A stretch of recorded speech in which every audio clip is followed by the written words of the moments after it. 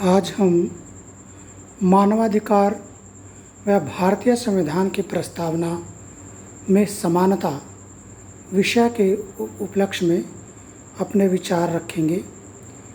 सर्वप्रथम हम भारतीय संविधान की जो प्रस्तावना है और मानवाधिकार का जो सार्वभौमिक घोषणा पत्र है उसको एक बार पढ़ेंगे। इसके बाद के जो लेक्चर है उसमें हम इनकी समानता पर विचार विमर्श रखेंगे।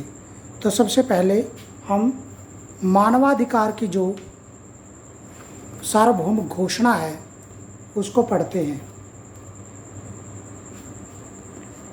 मानवाधिकारों की सार्वभौमिक घोषणा प्रस्तावना। चूँकि मानव परिवार के सभी सदस्यों के जन्मजात गौरव और समान तथा अविच्छिन्न अधिकार की स्वीकृति विश्व शांति, न्याय और स्वतंत्रता की बुनियाद है। चूँकि मानवाधिकारों के प्रति उपेक्षा और घृणा के फलस्वरूप ही ऐसे बर्बर कार्य हुए हैं जिनसे मनुष्य की आत्मा पर अत्याचार किया गया है। चूँकि एक ऐसी विश्व व्यवस्था की उस स्थापना को में जिसमें लोगों को भाषण और धर्म की आज़ादी तथा भय और अभाव से मुक्ति मिलेगी, सर्वसाधारण के लिए सर्वोच्च आकांक्षा घोषित किया गया है। क्योंकि अगर अन्याय युक्त शासन और जुल्म के विरुद्ध लोगों को विद्रोह करने के लिए उसे ही अंतिम उपाय समझकर मजबूर नहीं हो जाना है तो कानून द्वारा नियम बनाकर मानवाधिकारों की रक्षा करना अनिवार्य है।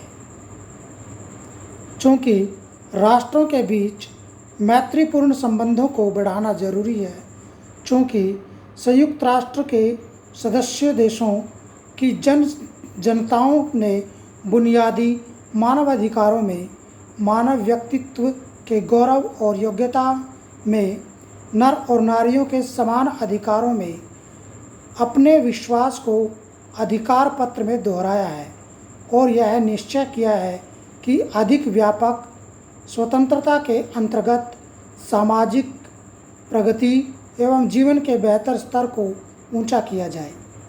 चूँकि सदस्य देशों ने यह प्रतिज्ञा की है कि वे संयुक्त राष्ट्रों के सहयोग से मानवाधिकारों के बुनियादी आज़ादियों के प्रति सार्वभौम सम्मान में वृद्धि करेंगे।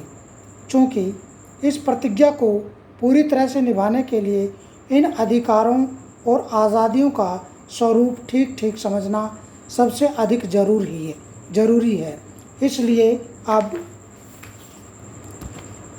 सामान्य सभा घोषणा करती है कि मानवाधिकारों की यह सार्वभौमिक घोषणा सभी देशों और सभी लोगों की समान सफलता है।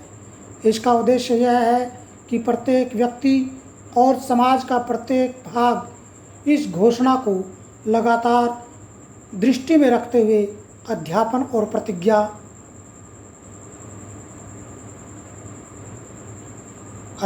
और शिक्षा के द्वारा यह प्रयत्न करेगा कि इन अधिकारों और आज़ादियों के प्रति सम्मान की भावना जागृत हो और उत्तरोत्तर ऐसे राष्ट्रीय तथा अंतर्राष्ट्रीय उपाय किए जाएं जिनसे सदस्य देशों की जनता तथा उनके द्वारा अधिकृत प्रदेशों की जनता इन अधिकारों की सार्वभौम और प्रभावोत्पादक स्वीकृति दे और उनका पालन कराए।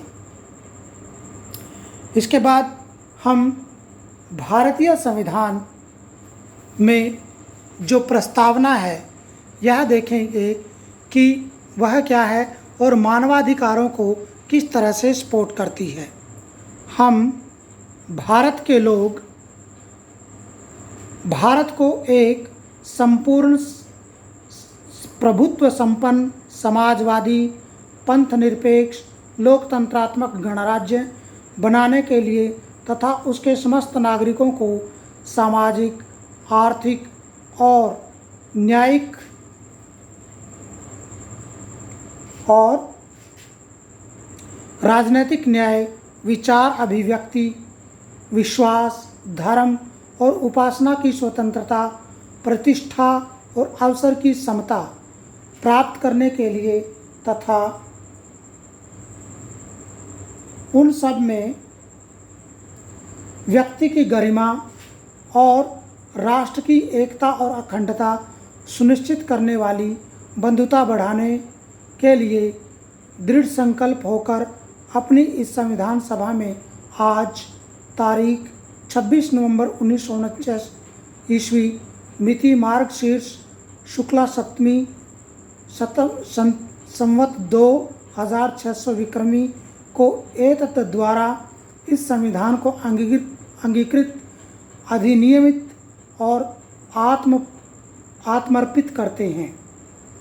तो इस तरह से हम इन दोनों प्रस्तावनाओं के आधार पर आगे का लेक्चर जो होगा, पहले मेरी आप सभी से गुजारिश है, विनती है कि आप इसको एक बार पढ़ लें, सुन लें, ताकि आगे का जो लेक्चर है वो बड़ा अच्छा हो और हम अच्छे से उसको समझ पाएँ।